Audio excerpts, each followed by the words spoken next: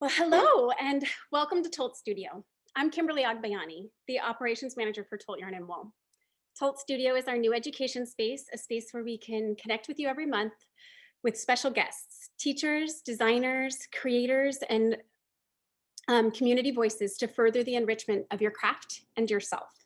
This evening, we're so happy to host Francoise Danoy of Aroha Knits. Francoise has been an inspiration to us with her designs, which are often influenced by her culture and her creative process. We're excited she's here today to share some of that process with you.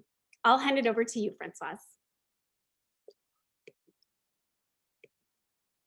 Hi, I'm here. Sorry, we had a emergency with the dog coming into the room, barking at the birds. So I was like, I need to put her away. So yeah, here I am. Hold up, I need a moment to catch my breath because that was a bit of a panic moment, but that's just the realities of doing these at home. Thank you for that introduction, even though I didn't hear it because I was too busy chasing a dog around. So I am actually going to start this meeting with a traditional Maori, the way that we traditionally open meetings in Maori tradition, Maori culture. So I'm going to be starting with a mihi, which is an introduction or a basic welcome. My pepeha, which is the way that Maori introduce themselves to other people, and then with a karakia, which translates into English as a prayer, but I think it's more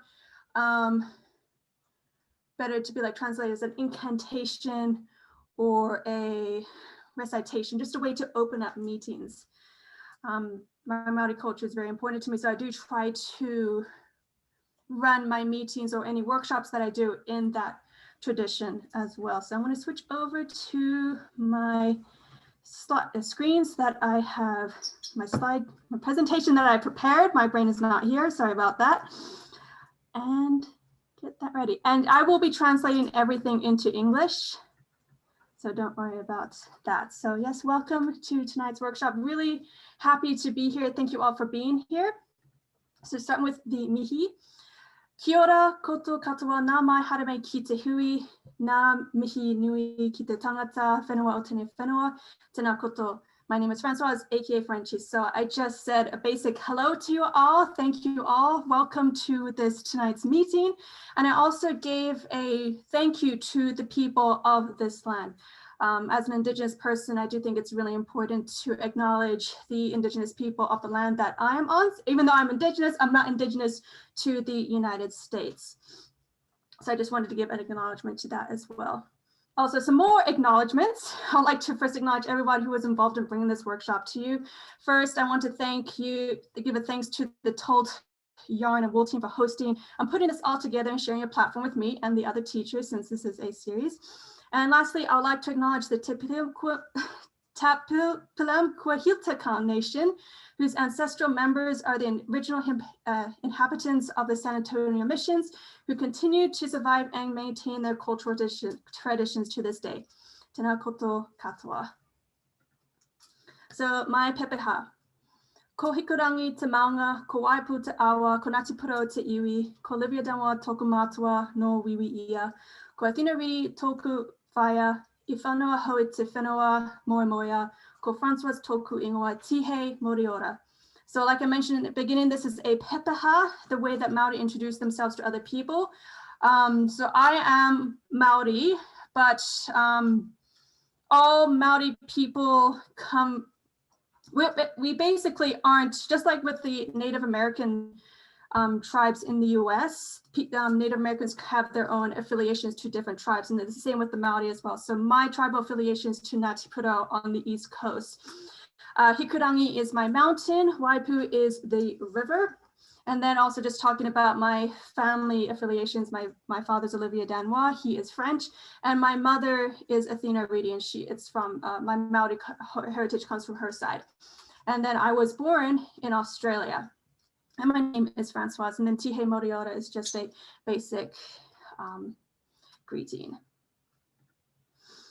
And so I cut here to open up the workshop, and actually it's something that I need right now because it's a really good way to transition from you know, the crazy things that just happened into like, and now we're going to like settle in and get into the workshop. So I'm actually quite grateful to have something like this because my mind's still a little bit ringing after that.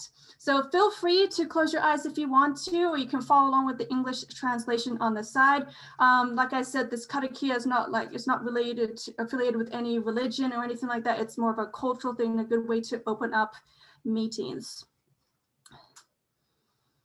Kia tau nā manakitanga atamea naro, ki runga ki tēnā o tātou.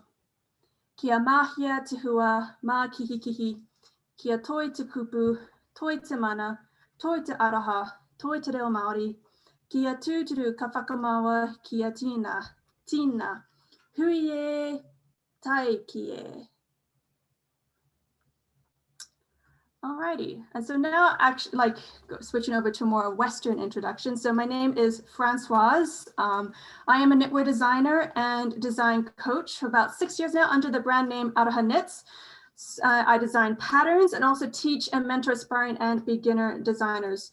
Although I believe this year I'm going to be transitioning into trying out some new forms of fiber art, such as working with natural dyes and hand spinning. But my expertise for like the past few years has been with designing knitwear and also teaching others how to design as well, which is what I'm going to be focusing on today, talking about the design process and just giving my some general pointers for those who are interested in designing their own patterns, whether it's just for yourself or you are considering about publishing your patterns online for others to enjoy. Hopefully this will be a good primer for you. And so that is actually what today's workshop is going to be. It's actually starting with the very first step, which is basically design inspiration and where and how to find it. And more importantly, how to translate that into a stitch pattern. Because I think finding the design inspiration is maybe some people will disagree, but for me personally, I think the design inspiration is the easiest part of the design process because inspiration is just everywhere and you can find, oh, sorry, I banged my mic. Can you still hear me okay? Still good? Okay, good. Because this inspiration is all around us. You can find it anywhere. It's in art, you can find it in music, you can find it in your favorite books, your favorite movies, your favorite food, you know, from personal experiences. For me, for my designs, I draw a lot of my design inspiration from my experiences of growing up as a Maori abroad or as a diaspora Maori. And I personally use knitwear design as a way to document my journey back to my cultural roots and just showing, like progressing and documenting the progress that I made over the past few years. I started designing and pretty much like knitting and designing like right at the same time. Like once I learned how to knit, I immediately started getting into designing. I don't know, I mean, I guess I do know, which I'll share more about that story later, but designing and connected to my cultural heritage for me were very much intertwined because they happened pretty much at the same time. So that's what I personally use designing for. I've seen plenty of other designers and actually really love seeing how designers, when designers share their design inspirations. Like there's one designer that I really love. She does amazing colorwork patterns and she gains her inspiration from her work as not sure what the term is, but she's not a bird watcher, but she's somebody who works with birds. And so she's able to create some really intricate, really beautiful bird themed colorwork mitts that are just really stunning. And there's another designer that I really like who finds her inspiration through music and her background as a musician and things like that. I also really do love following a couple of other indigenous designers, especially here in the United States. There are two native designers that I really like, and they're really good friends too, but it's just really cool to see how they are able to interpret their cultural backgrounds into designs that are very distinctly them. So even if you are coming from like the same, like you're working in like the same, I don't want to say niche, but like the same area, your sensibilities and, you know, maybe like whereas the type of colors you like to work with, or the type of stitches that you mostly like to gravitate through, those will really come out in the design. So you could have a very similar inspiration source and end up going in completely different directions. Or sometimes you could have very different inspiration sources and end up coming in the same direction. Sometimes that's one thing that some designers have a bit of a fear about, is accidentally copying somebody else's design on accident. For me, my usual, like whenever somebody like says like, oh, Frenchie, it looks like somebody copied one of your patterns, I always take a look at the story behind the pattern first. And if the story like it's just like leagues beyond what the story that I had for my design, then I'm like, okay, I'm okay, actually okay with this, because I can see where their story that they had for this design, how it led them to using these particular stitch patterns and stuff like that. So for me, the story behind a design is often is just as important as the design itself. And it's usually the design, the story of the design, that really resonates with people. So as for finding design inspiration, like pretty much everything, like when it comes to knitwear design, there is no wrong answers. And I think that's something that I want to really kind of hammer, is like, there's no wrong answer. If you're finding yourself inspired by the most delicious cake in the world that you had, and you want to do a design around that, I think that's pretty freaking cool. You can definitely do that. Like, you can just go for it. So finding design inspiration is just everywhere. Like, but I think the hardest thing when it comes to the inspiration is actually how to translate that into a stitch pattern. My design philosophy is that knitwear design is the intersection of story, just like this axis there, and stitches. There's an infinite amount of stories and there's an infinite amount of stitches, something like that. But it's like the magic really happens where they intersect. And sometimes finding that intersection can be a little bit difficult. It's that magic one spot right there. Although I think there can be multiple spots, but that doesn't really work with this math analogy that I'm doing here. But it's just finding that point, and that's where I think the magic really happens. The good thing though is that when you're translating this story into a stitch pattern, so for example, going back to maybe that designer who likes to work like whose patterns are inspired by birds, the way that she translates them into a stitch pattern is through color work, whereas somebody else would choose to translate it into maybe working with cables. And both of those are equally valid ways of doing that. So there's no wrong answer for saying like, oh, it's really inspired by my cat, so I'm going to be using these lace stitches to represent that. I like to think of like sometimes knitwear design can be abstract art, so everything has meaning behind it. You just have to make sure to communicate that to your audience, and just let them know why you put these colors together, why you chose these stitch patterns and stuff like that. But that can come down later down the road, because sometimes just sitting down and thinking, okay, I got this idea, now how do I actually bring it into fruition? That can be the tricky part. So if you're finding one thing that I like to do is that, if I'm feeling myself stuck in like, okay, I really want to do this idea, but how would I translate that into a stitch pattern? I think maybe I will use a pattern that I'm working on right now, just to give you an idea of that. So actually I am going to, because I was literally just doing this today. I was trying to figure out how am I going to be able to translate this into a stitch pattern.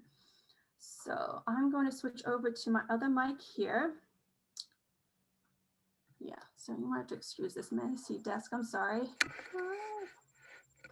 Okay, so I am currently working on a collection of patterns that are inspired by traditional Maori weaving. So I learned how to do some basic weaving techniques last month on a class that I took online, and I was just really happy about it, got really excited. And so I was like, I really want to do a pattern collection around this, finding ways to translate, these weaving stitches into knit stitches, and just show other ways that I can share these, these techniques and culture with people around the world. And I was trying to figure out, I was looking at this stitch and I was like, this looks really interesting. I want to find a way to do it into a stitch pattern. And so my first inclination was to take a look at cable stitches. And I was taking a look at some cable stitches, and it was okay. It wasn't exactly what I was really going for. So I started playing out with some more. Where's my actual knitting? You know, just searching online, looking on Pinterest for cable stitches and, you know, drop stitches and things like that. And as a quick side note, unless the source says otherwise, it is totally okay to use stitch patterns from stitch dictionaries in your design and also sell them. It is totally okay. There's only been like one book that I've seen, like and also maybe it was a few years ago and maybe I didn't understand it properly, but it definitely came. I was like, you can only use this for personal use. I was like, okay, well, I'm not going to try and do anything like that. So I didn't get that book, but other stitch dictionaries, you know, if you find them on Pinterest and stuff like that, you can totally use them in your design. That's kind of why they were created for us designers to use. And I did hear, for example, so this is actually one of my favorite stitch dictionaries. This is from Hitomi Shida. She did this is a Japanese stitch dictionary with the 260 patterns. I heard from the translator of this book, because it is translated into English, is that sometimes she will go onto Ravelry to take a look at designs and see if there's any designers who have used her stitch patterns. So, you know, the creators of these type of stitch dictionaries, they want to see designers use them. And I definitely really like using these stitches a lot. So just as a little side note from that. So anyway, getting back to, you know, translating stitch patterns into translating sources of inspiration to stitch patterns. Sometimes you can go for something that's less literal or more abstract. So actually, let me just quickly shift here. So here's an example of me using the same two type of cultural motifs, but in two different ways.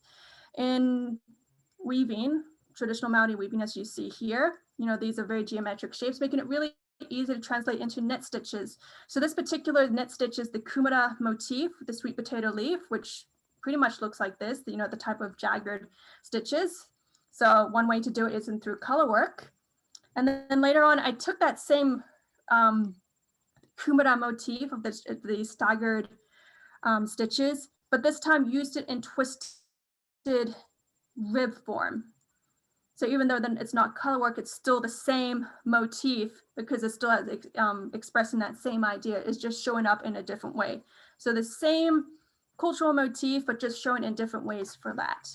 So like I said, you can do something that's a little bit more abstract, or you can do something that's you want to try and get it exact if you wanted to. So for me, I was playing around with cable stitches, wasn't working with the particular yarn I was working with because I had to use this yarn for this pattern. So I had to just go in a different direction. And then I came across some dropped stitches. Yeah, when you wrap the yarn around and then you drop those stitches to make some really long elongated stitches. And just playing around with what was already available online and just making some adjustments, I feel like I was able to get something that kind of got the same idea across, because you're just basically taking these 5 strands and just crossing the first and 2 over. So I took 5 dropped stitches and crossed them at the front to kind of create that same effect there. You know, of course, there's always going to be some limitations in knitting just because of you know, just the nature of it, but I still think it's pretty cool when you're like, oh, it looks 90% there, I think. You know, because of the drop stitches at the back, you know, they're not solid as this right here. But I was pretty happy with this, with how it's going. And after blocking, you'll be able to, I think will look a lot better too. So sometimes the inspiration source comes really quickly, like you know exactly which stitch pattern you want to use, and you just, you know, whip it up. And sometimes it just requires, you know, just playing around a little bit. And let me just switch back to my face. And also just like over the course of time, you will just develop and gain new skills as a designer, which because I also found like there's a lot of knitting designs and inspirations that I wanted to do, but I just didn't have the skills at that time to be able to translate that into my work. So as you see with these types of designs, very geometric in nature. So, charting them out is it's pretty easy and, nothing much to worry about. But sometimes there'll be designs that are a little bit more circular and, with the curves and things like that. And that's a little bit harder to do. So for the past 5 years, I just focused on working with geometric motifs because that just felt, because that was just easier to do and something that I was comfortable with. And also there's a lot of stories to explore within that. But later down the road, I did feel like I had to push myself as a designer to be able to create designs.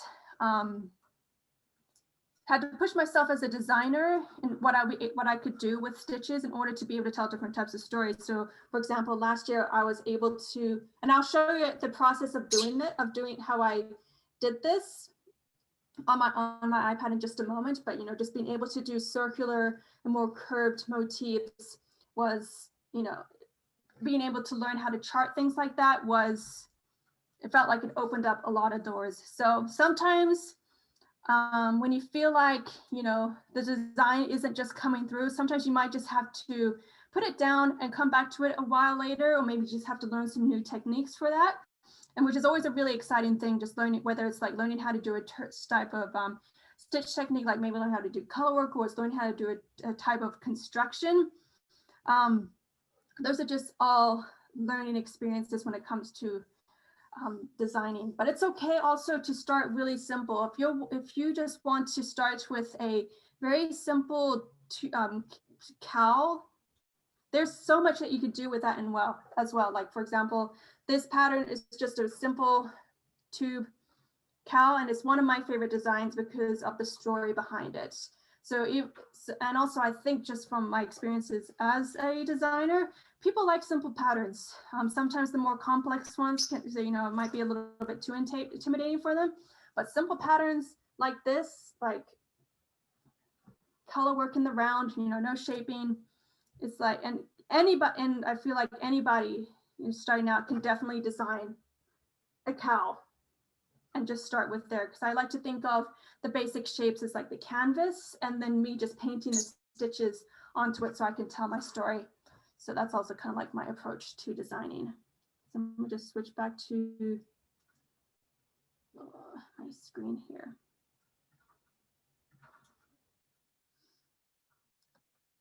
One thing that I like to recommend to my students is that if they have a design inspiration and they're just kind of stuck on moving forward, to play like a word association game with it and just see where it takes them.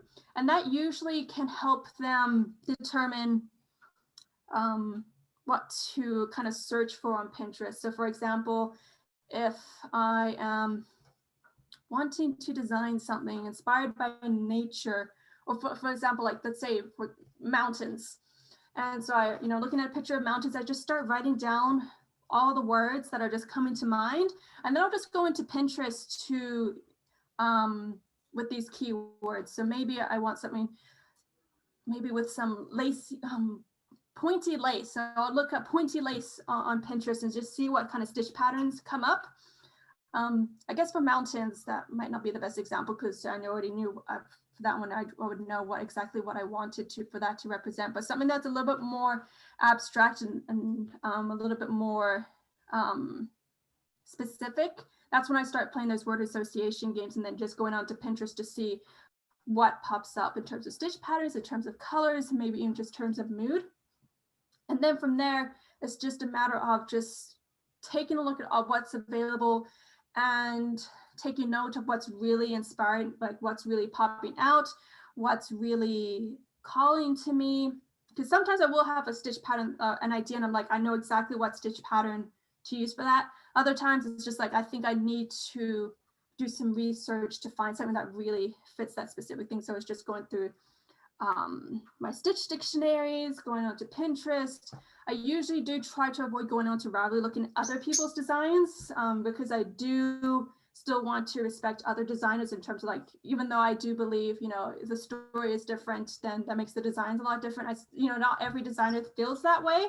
So I just stay off Ravelry. So I'm just like, I'm just going to try not to be influenced by that. So I just stay with the things that I have available for me.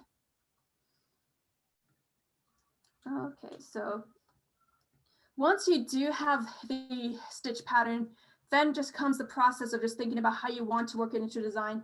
Of course, with these steps, just depending on like the design, the inspiration that just comes up, because there are some designs that just like, I know exactly what I want to do. I want to put a quarter motif on a hat, and you have a very strong vision in your mind. It's just like, okay, easy, done. There are some other times when it's not so easy. Let's see, do I have a design on here that didn't come so easy? Actually, we'll use this one. So this particular design right here.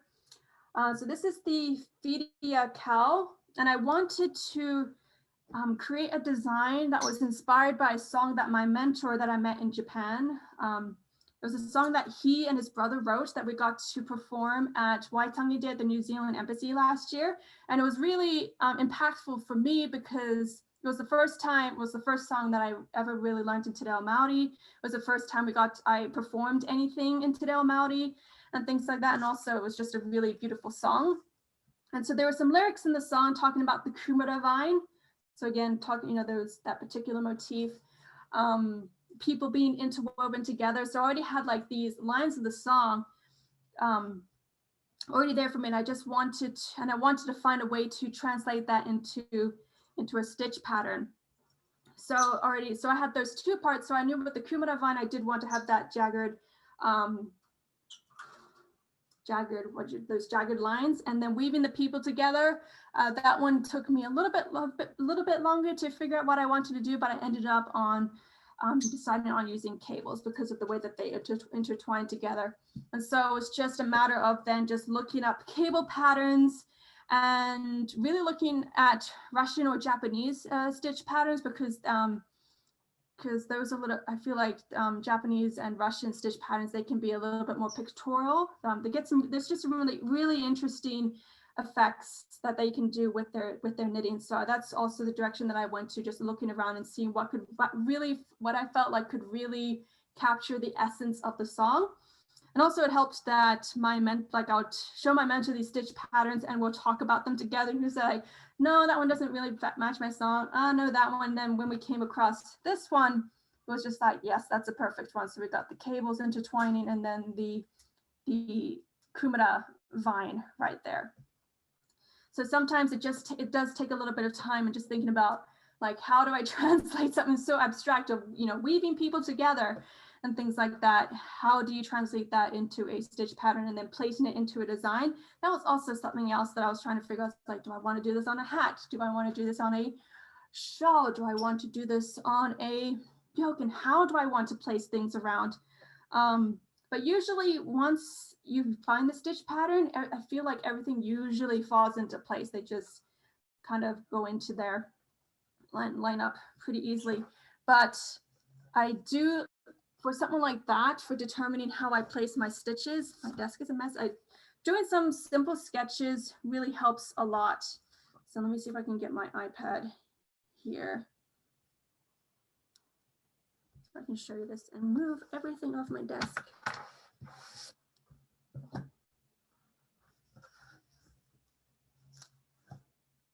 Okay.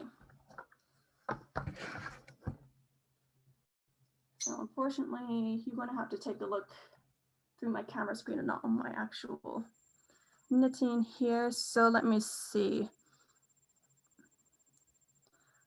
Oh, so I think this, actually, let me see if I can find the sketch that I did for this particular design here. If I can find it. No, back. Okay, so actually, so this motif that you see here, it went through several different types of iterations because I was studying the woven baskets. Actually, let me see if I can turn down the brightness so you can actually see what's, is that easier to see? Hopefully. So woven baskets and then just drawing out the motifs right there. And just drawing a whole bunch of different sketches.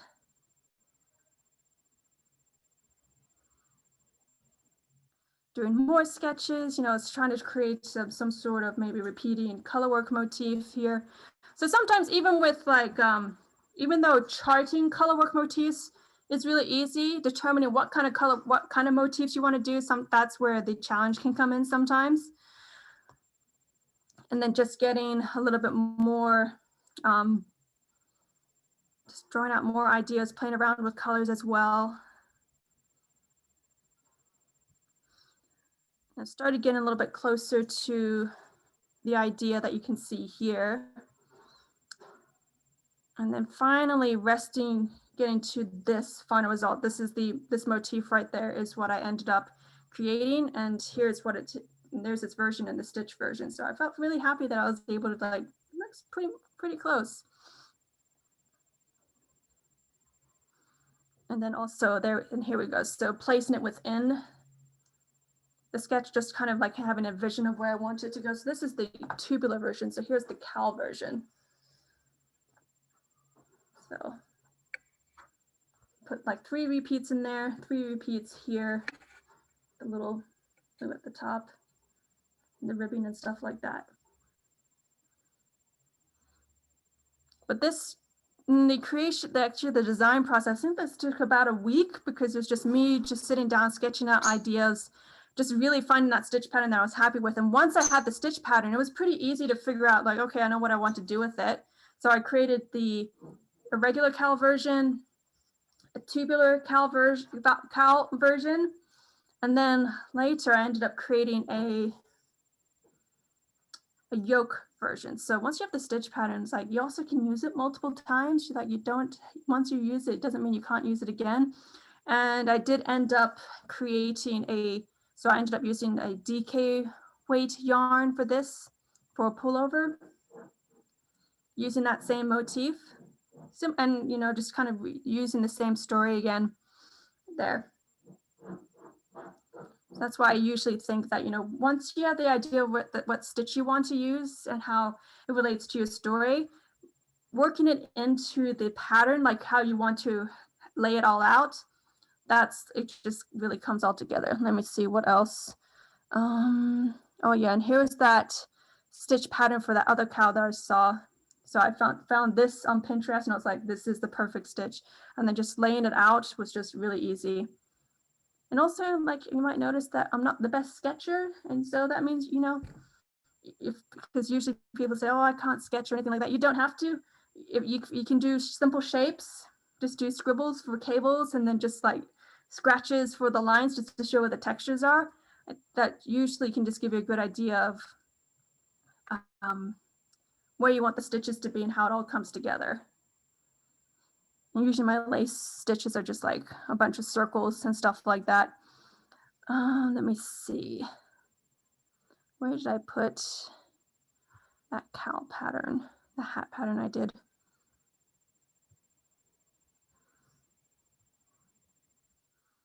Because I want to show you how actually, so here's the old version of this hat. So this particular pattern here, what I was going through when I was working that out. If I can find it, here it is. I don't have it marked. No.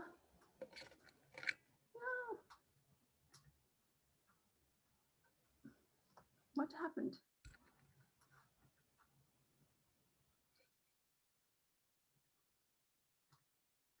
Oh, never mind. Sorry. I actually had to hit start video. Okay, so actually this is for a different cowl pattern, but still kind of like the same idea because I was using the coda motif, so and doing it a different direction.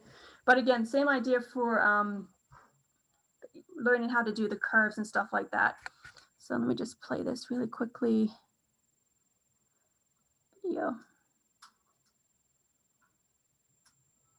So for creating this piece, there we go. It's just, for me, it usually starts with a simple sketch. This one, I was trying to figure out how to work it into a chart. So I'd start with the simple sketch first and then do a grid over it and trying to fill it in and trying to make it nice and neat and basically something that can easily be copy and pasted over itself. Then I realized that this was going to be a really big chart, so I had to find ways to make it smaller and things like that. But like I said, this was something where I was really pushing myself to create this type of design. So, you know, 6 years down the road, I felt like I was finally ready to do something like this. So it's just a lot of drafting and working through stuff until I found something that I was really happy with. Me doing more, not sure what I was doing there.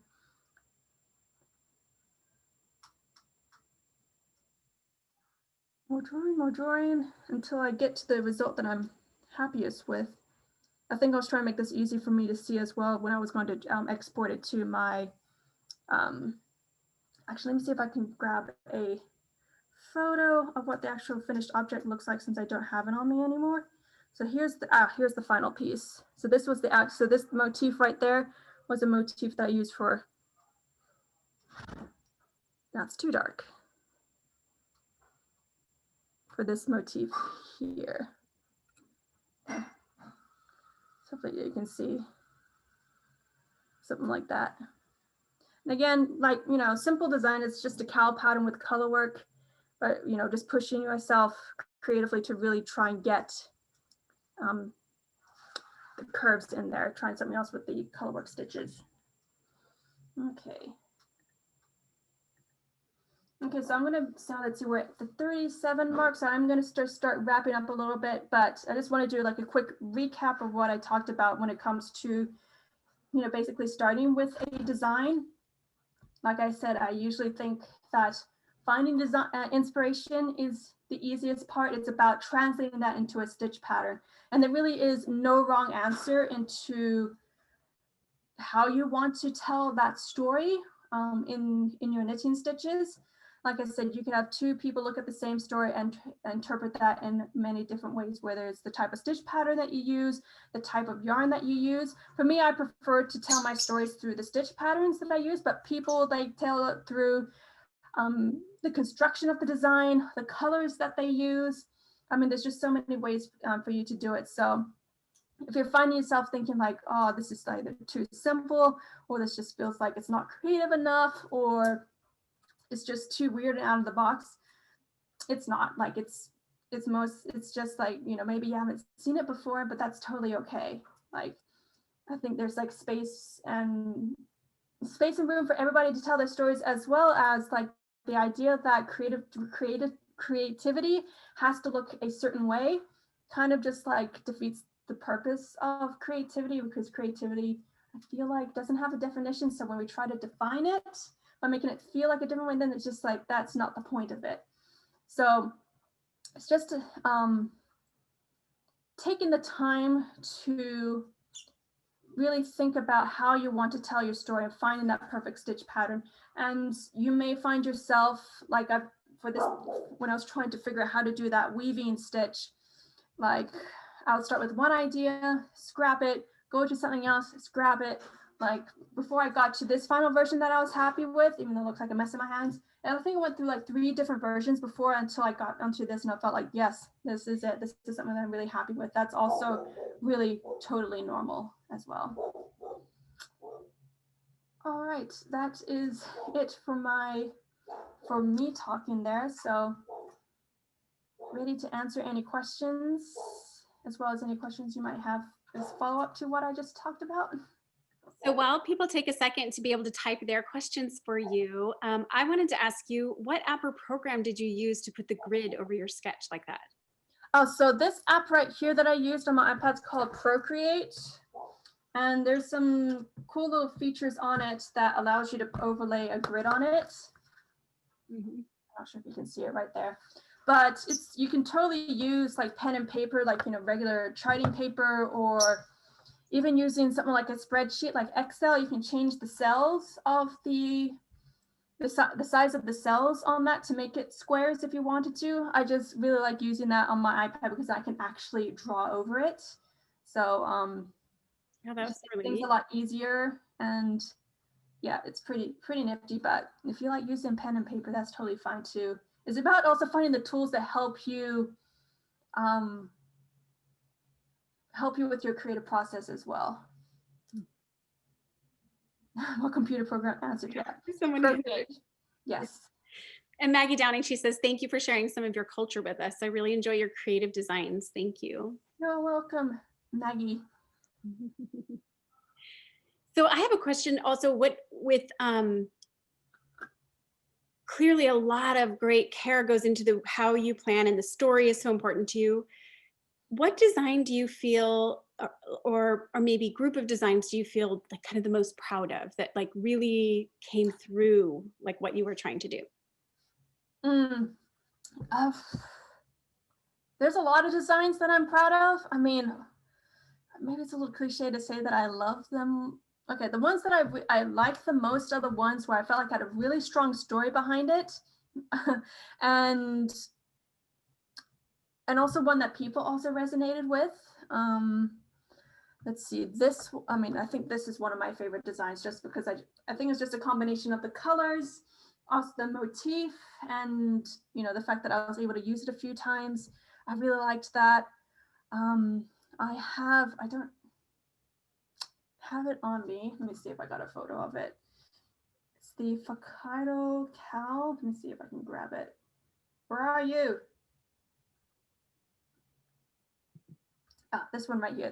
I think this is like one of my favorite designs ever.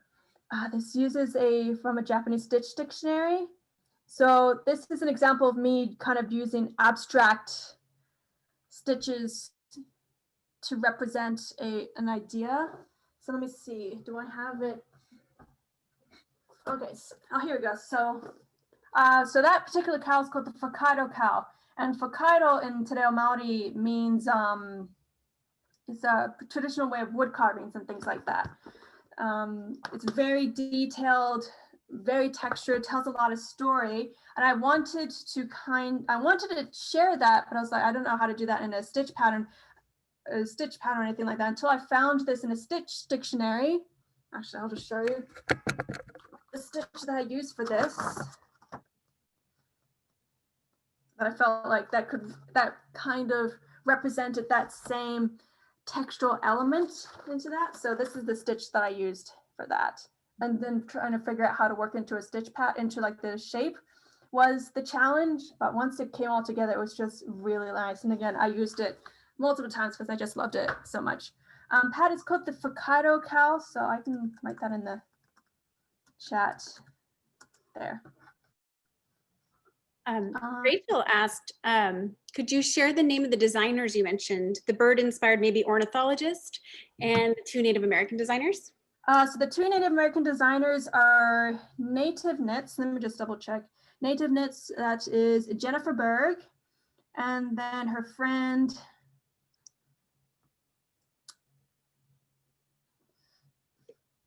Can be or Tressa. So let me just write it. So we have Native Knits and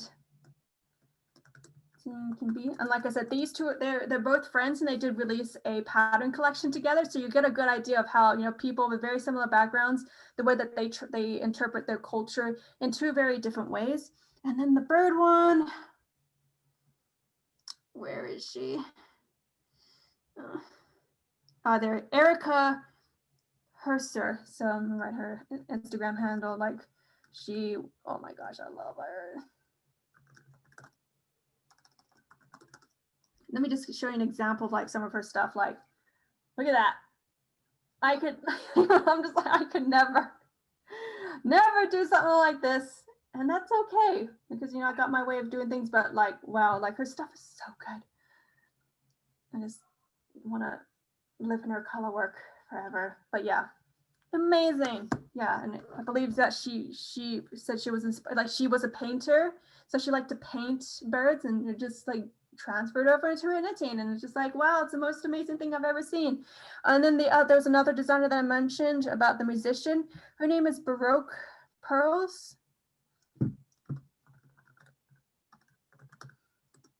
Love her work. Like, it's just beautiful stuff.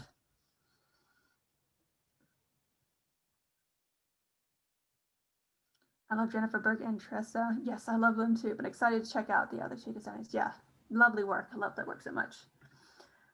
And once you kind of like see their stories, you can also see like you're able to understand how it just how it translates into their designs and things. I think it's just really cool to see what the designer's thinking about and just like, oh, that's amazing. Okay, did I answer the questions that were asked so far? Yes, yes. So you mentioned, so Jika, I believe is the pronunciation. Do you know Margaret Stove's work? I don't recognize the name, but let me see. Maybe I'm following her on Instagram and she goes under another handle. I do No, not. this is Geeka. She's probably not on social media, but she wrote a book on spinning and knitting lace, and she designed her original lace, and she's not Maori, but she was inspired by some of the Maori designs and culture. Oh, cool. She lives in New Zealand. She Cool. does beautiful, beautiful lace work. And she hand spun her own yarn? Hand spun superfine merino and then hand knitted it. She did a ring shawl for Prince William from New Zealand. Oh, wow. Yeah, check her out. I will. Thank you for that. I think her granddaughter has a knit shop in probably somewhere in New Zealand. Cool. Thank you. You sort of touched on it before, but during your introduction, but what inspired you? You said you pretty much began designing as soon as you started knitting. What went on there? Like, when did you, like, how did you learn to knit, and then just right away became a designer? Yeah, so I learned how to knit January 2nd, 2014, and I can remember the date because I took it on as a New Year's resolution, and my mom taught me how to knit. So at that time, I was living with my parents back in the States because so I have to rewind a little bit. In 2013, I was teaching English in the United States, in Japan, second language. But I had to move back to the States because the US government was like, we're going to take away your green card because we don't like that you're over there. So you need to come back or else we'll take your green card away from you. So I went back home and applied for US citizenship. So during that time, it was like 8 months of waiting. So I was like, I had nothing to do. My mom had just picked up knitting and I saw her knitting. I was like, oh, just, teach me how to knit because I've got nothing else to do right now because I'm just waiting. And so she's on January 2nd, she sat me down and she got me some really big chunky wool, pink chunky wool. I actually have a picture. I'll grab the picture from my iPad. And it was just a basic cowl in the round. Maybe that's the reason why I like designing so much of those. And as I was knitting that cowl, I was kind of like hit with a vision or some sort of like image of me, or just me working on a design that incorporated traditional Maori motifs. Even though I didn't know the name of what those motifs were called, like taniko, that's the name of the patterns that I use. Even though I didn't know the name of it, I was just like, that's really weird to have that, just have that sort of like feeling come up and stuff. And then I was like, well, I feel like I want to try and create something like that, even though I just had learned how to knit. So I ended up just like dabbling in just teaching myself different techniques. I was very attracted to lace knitting. So I was mostly dabbling in lace knitting, just trying things out like that. But later that year, I taught myself how to do color work and created my first design in color work for that. But yeah, I think it was just, I got into designing because I just got this urge to kind of merge my cultural background into this new hobby that I picked up and use that as a way to kind of like grow at the same time. Because as I've grown it as a designer, and whenever I learn a new technique or I learn something new about my culture or something like that. So if you take a look at my patterns from like 2013, 2015, they're pretty simple. The stories behind them are like pretty surface level, but as you go along over the years, I feel like my designs get a little bit more sophisticated, as well as the stories behind them. They get a little bit more specific, a little bit more thoughtful, not thoughtful, but a little bit more maybe stronger. I'm not sure what the word is, but it's just like, I just feel like my work just feels more impactful going down. And so, yeah. because like growing up, like me and my siblings, we knew that we were Maori, but living in the United States for one is just like, yeah, sure, we got a big thriving Maori community here. No, we don't. So it was just weird being like, people asking you, oh, where are you from? And, where are your parents from? And then you'll say like, oh, my mom's Maori. And they're like, oh, what is that? And I'm like, I wish I knew as well. So it was also just using knitting, but just became like my way for me to learn more about who I was as well and sharing that with other people. So yeah. It's a story. Kristen shares that relearning to knit was her resolution in 2014 also. Yay. Yeah. Yeah, knitting was just like, I consider myself pretty creative growing up. Like I like to sew, I like to draw and all that stuff, but I never felt I was good at it. But for some reason, knitting was just something that I just really gravitated onto, and as well as like other form of fiber arts. Like I just learned how to spin and dye, and I'm just like, I really like this, as well as traditional weaving. When did you learn the Maori language? I started learning in late 2019, so we're in early 2021. Started to get really into it last year, right at the beginning of the pandemic. I'm taking classes now. I'm an assistant to the classes now with Amelia Butler through Learn Maori Abroad. I mean, I was just like, that's just talking to me. I'm a Maori and I live abroad, so I want to. So obviously, it's perfect for me. So yeah. Also looked like the language journey that was also just affected my life, and not just in my designing, but just like in every aspect, because that's just giving me a deeper understanding of the culture. Because English, the English language, like you probably noticed at the beginning, I was having a hard time translating certain words into English, like karakia. Like sure, it means prayer, but it's not. It's more than a prayer.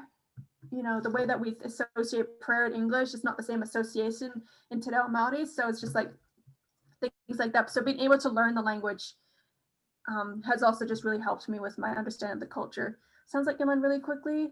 Still learning, still a beginner level. Yeah, I mean, trying to do the best that you can if you don't have, if you're not surrounded by it, you have to really go out to find opportunities to speak it. So just doing the best that I can, but I definitely have a goal to learn as well, to learn as much as I can, for sure. Well, Rachel asks, do you enjoy designing garments or accessories more? I feel like, okay, so garments, I feel like I'm more, there's this, little satisfaction to it, especially when it's a garment that just fits right. Because you do put a lot of work and then you wear it and it's just like, yes, it just fits. But I like accessories that are just nice and fast. And you don't usually have to worry so much about gauge and measurements. That's why I like to design shawls, because I'm just like, I mean, gauge matters in terms of like how much yarn you use, but it's like also just like, just knit until you run out of yarn sometimes. So each has their own like satisfaction to them. But I usually, I mostly do a lot of accessories, shawls mostly, and stuff. Yeah. I'm pretty sure I heard geek was the pronunciation. Do you do your own grading for garments? A whole different level of learning? Yes, so a whole different level of learning, yes. And actually, I don't do my own grading for garments. I outsource that to a professional, to somebody who actually knows what they're doing, because I'm really bad at math and numbers scare me. So I outsource that to somebody else, but it's totally possible to learn. There are lots of amazing teachers out there who teach how to do grading. If you want, I could recommend some of those teachers, or if you want to work with somebody who does the grading.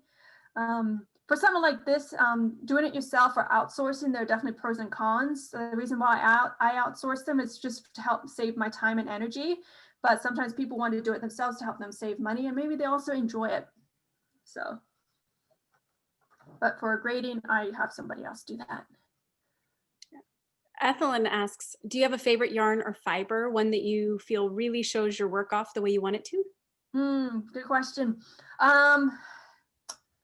So I really like working with merino wool, my favorite like blend is like merino, cashmere, nylon, because I feel like it has like the best of all worlds. Like it's soft, it's silky, it's strong, and it's just really nice and durable. But merino by itself is my favorite. Yeah, I think it's merino because also like because I'm starting to get into natural dyeing, and the yarn that I went for was non-superwash merino. So I feel like that's just merino's just it's a good yarn. It's just it's what I like to work with and what I find works with the stories that I want to tell. And like even with like the fiber that you work with, that also can tell a story as well. So I mean there are designers who design maybe exclusively for hand spun yarns, for a certain type of there's a designer that I know, I'll get her name is Yumiko Alexander. She loves working with plant-based fibers like linen and cotton. That's what she just likes to work with because she likes the properties of those types of yarns, because it's just a lovely drape. And it's like, yes, yeah, I could see that. So yeah, I mean, there's just so many ways to make, if you wanted to get into design and just like, how do I get myself out there? I mean, there's just so many ways to kind of like have your own signature style with your work. Like there's one designer, Jennifer Steingass. I mean, all she does is colorwork yolks, and I'm just like, those are the most amazing colorwork yolks I've ever seen. And every time I say a colorwork yoke, I'm just like, that is, there's like a 99% chance that's from Jennifer Steingass, you know? Yeah. I was actually going to piggybacking on that. Like, what is your biggest advice if someone wants to do more than just design for themselves? Like, what's the advice you would give someone just starting? It's okay to design simple patterns. People, like I mentioned a little bit earlier, that sometimes we feel like in order for our designs to be worthy, they have to be groundbreaking, they have to be a brand new construction, they have to never been seen before or anything like that. But for me, I just really recommend just to focus on the story and what really resonates and what they really want to share, and how, and just learning how to translate that into a stitch pattern. Of course, if you are a knitter or designer who really does love playing with construction and being experimentative in that sense, then you can totally go for it. But if you're, I mean, just like take a look at mine. I mean, this isn't like to degrade myself, but my patterns are pretty simple. Anybody can design something like this, with vivid colors, beautiful, like striking geometric motifs, and a simple cow and stuff like that. It's like any one of you could do something like this. And these patterns have been really successful. So it's just about just finding like what stories you want to share and what you want to contribute to the community, and just first, like, just play around and experiment and just have fun.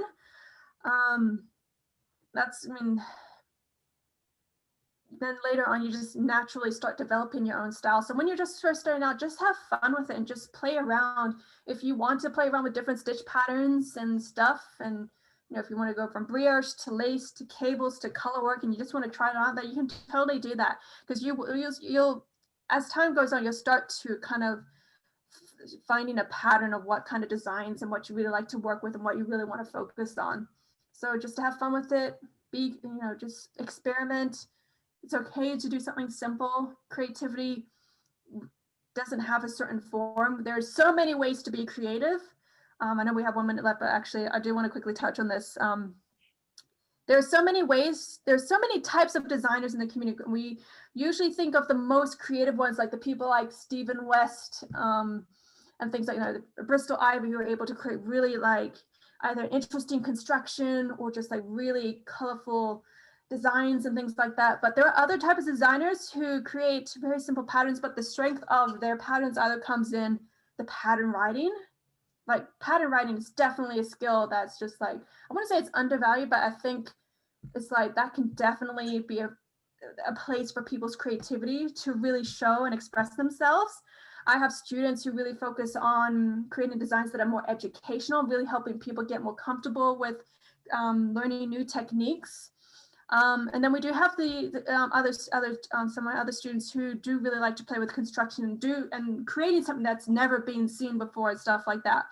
But there's just so much value to be had in like the other types of designers too, whether it's telling through your storytelling or just really strong pattern writing, or just teaching people a new technique and making them feel really comfortable with that. I mean, there's a lot there that in terms of where people's creativity can really come out, and it's not just like in like pretty design and stuff like that. Yeah. Wow, thank you. I'm going to join you on the screen for just a minute. Oh, it won't let me. I thought I could do both of us together. Yeah. Please join me in thanking Francoise for joining us and sharing her incredible inspiration. Thank you so much. And if anybody, I saw some people came in partway, this is recorded, and so it'll be available on Tolt Yarn and Wool's YouTube channel to be able to see and review, so that all of those great ideas are things that you can think about again. Including me running after my dog. It's fun. Yep. It's wonderful. Thank you so much. Thank you, everybody. Have a good evening. Thank you so much. Thank you. Thank you.